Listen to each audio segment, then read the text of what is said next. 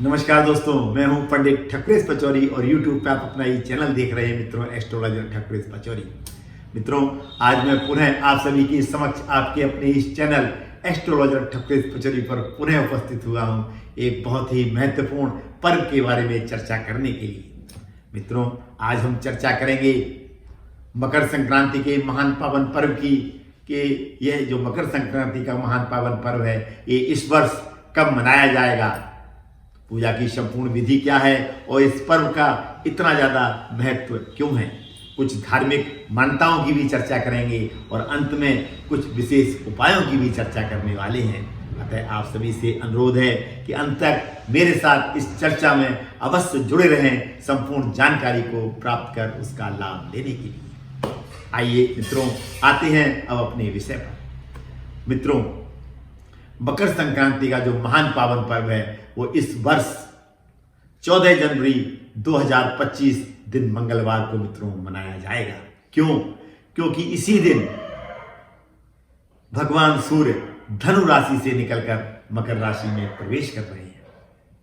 मित्रों, वैसे तो साल में 12 संक्रांतियां होती हैं, क्योंकि जब भी सूर्य अपना राशि परिवर्तन करते हैं उसको हम संक्रांति के नाम से जानते हैं और सूर्य एक राशि में मात्र 30 दिन रहते हैं। अतः साल में 12 बार राशि परिवर्तन करते हैं और जब धनु राशि से निकलकर मकर राशि में प्रवेश करते हैं तो अब हम इसको मकर संक्रांति के नाम से इस पर्व को मित्रों हम जानते हैं और इस पर्व का अपने आप में अत्यधिक महत्व है। इस पर भी हम चर्चा करने वाले हैं।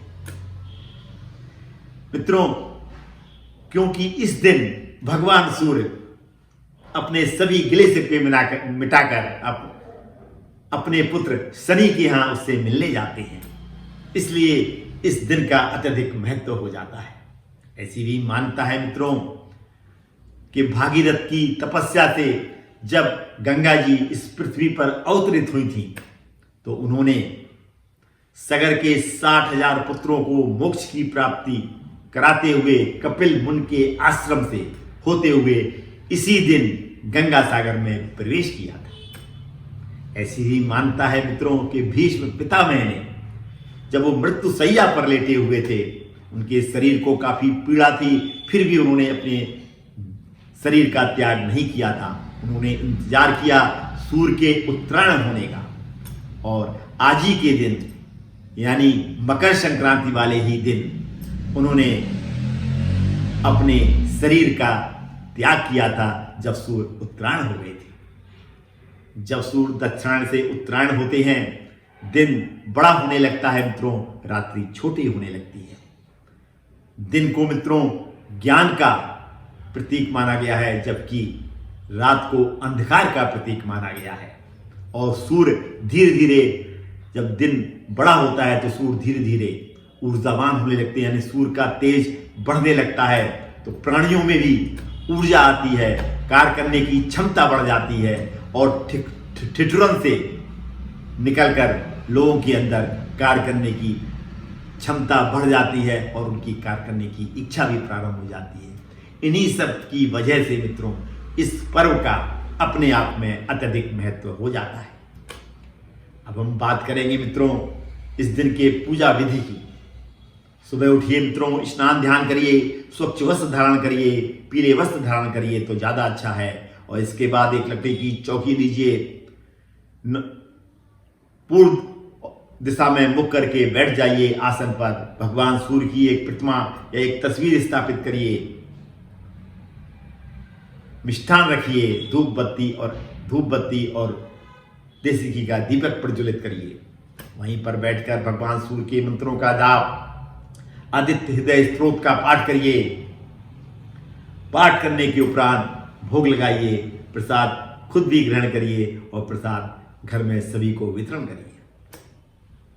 और रात्रि के समय मित्रों शनि के मंदिर में जाके उनका आशीर्वाद अवश्य लीजिए।